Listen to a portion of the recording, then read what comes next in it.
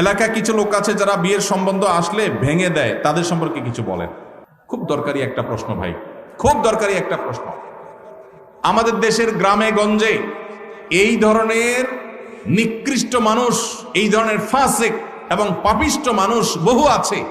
এমনকি অনেক লোক আছে নামাজ কালাম পড়ায়, মসজিদে জামাতের সাথে নামাজ আদায় করে, কিন্তু মানুষের বিয়ে শাদী উপলক্ষে খোঁচাখুচি করে। কোন এলাকাতে একটা মেয়ের খবর নেওয়ার জন্য আরেক এলাকা থেকে মানুষ আসছে এলাকাতে আপনাকে পাইছে একটা পুকুরের ঘাটে উজু করতেছেন, দেখছে যে মসজিদের পুকুরের ঘাট উজু করতেছে, বেচারা নামাজি মানুষই হবে। জিজ্ঞাসা করছেন, ভাই সালাম আলাইকুম, আপনাদের এলাকায় অমুক মেয়েটার সম্পর্কে কিছু জানেন কি? আপনি চিন্তা করছেন, আরে তো আপনার শত্রুর মেয়ে, আপনার সাথে তার আইল ঠেলা ঠেলি আছে, এই চান্সে আপনি শত্রুতা উদ্ধার করার জন্য বলছেন, ভাই আল্লাহ বাঁচাইছে আপনি আমার কাছে আসছেন ভাই। এই বইলা যে আপনি একটা শয়তানি শুরু করে দিলেন, আস্ত ডাহা ডাহা মিথ্যা কথা বলে ওই বিয়েটা ভাঙে দিলেন। এই কাজটা শুধু মিথ্যা না, আল্লাহর জমিনে আল্লাহর আরশ কাঁপার মতো সবচেয়ে ভয়াবহ অপরাধগুলোর মধ্যে থেকে একটি। কারণ এখানে একটা নিষ্কলুষ চরিত্রে আপনি কালিমা দিলেন, একজন নিরপরাধ মানুষ সম্পর্কে মিথ্যাচার করলেন, আবার নিজে মিথ্যা কথা বললেন, আবার ওই লোকটাকে অসত্য সংবাদ দিলেন, মিথ্যা সাক্ষ্য দিলেন।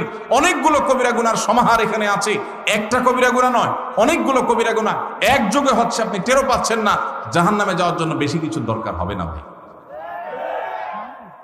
আবার দেখা যায় নিজের পক্ষের লোক সম্পর্কে যদি জিজ্ঞাসা করে, ভাই অমুক ছেলেটা সম্পর্কে কি জানেন? ছেলেটা আপনার বোনের ছেলে, বাইগনা, আপনার কাছেই আসছে।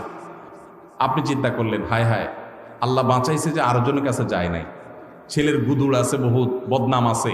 আপনি বলতেছেন, ভাই আমাদের এই গ্রামে যদি একটা ফেরেশতার মতো ছেলে থাকে, এই ছেলে আছে ভাই, একের ছেলে একের।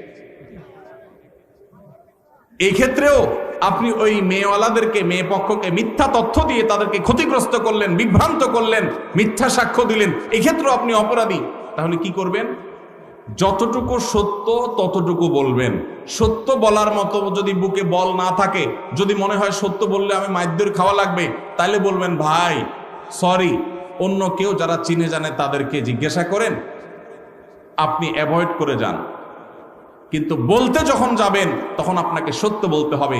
নবী সাল্লাল্লাহু আলাইহি সাল্লাম বারবার আমাদেরকে সতর্ক করেছেন। তিনি বলেছেন, যদি তোমাকে কিছু বলতে হয় ফালিয়াকুল খায়রা আও লিয়াসমুত, তাহলে ভালো সত্য যেটা সেটাই বলবে, আর না হলে চুপ থাকবে। কিন্তু বলতে গিয়ে মিথ্যা বলা যাবে না।